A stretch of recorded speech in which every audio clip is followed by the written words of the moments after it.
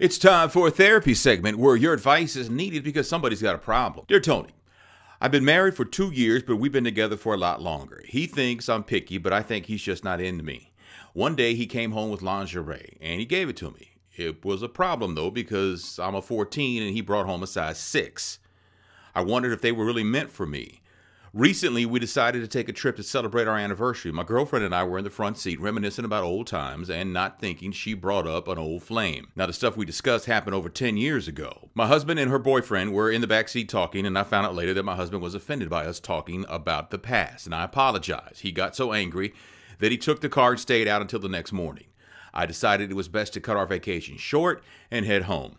The entire way home, an 11-hour trip, he called me every name under the sun. Fat, ugly, the B word, a stanky-ass whore. He called me everything. My girlfriend's boyfriend admitted that he was wrong, but he remained quiet all the way home. My husband told me that he hated me, and the only reason why he was with me was because of our son. While I didn't mean to hurt him, he has hurt me so much in the past. I've had women call on my house, stalking me, even had sugar put in my tank. Granted, all this happened before we were married. Why is it so hard for him to accept my mistake? Once we returned home, he acted like nothing ever happened. He expected me to be over it. I'll never forget that. This is how my husband sees me. Am I wrong for still holding on to this pain? No, you're not wrong at all. Your husband disrespected you, and then he disrespected you in front of people. He expects you to get over it because to him, cussing you out and calling you names is not a big deal because he has no respect for you. I don't know if you can stay married to someone who doesn't respect you.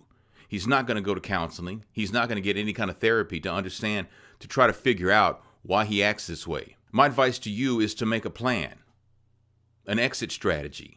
Now, I'm not saying to leave him, I'm just saying make a plan. You do need to let him know in no uncertain terms that you will not tolerate that. You need to put your foot down. You need to just be angry about that because you have a right to be angry. He disrespected you in front of people. He humiliated you. So my advice, make a plan, an exit strategy. Don't exit, just make the plan.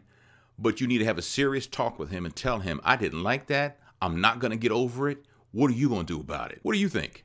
Let's get your advice. Leave it down below. If you don't mind giving us a thumbs up, that helps out a lot. And if you subscribe, that would be great too.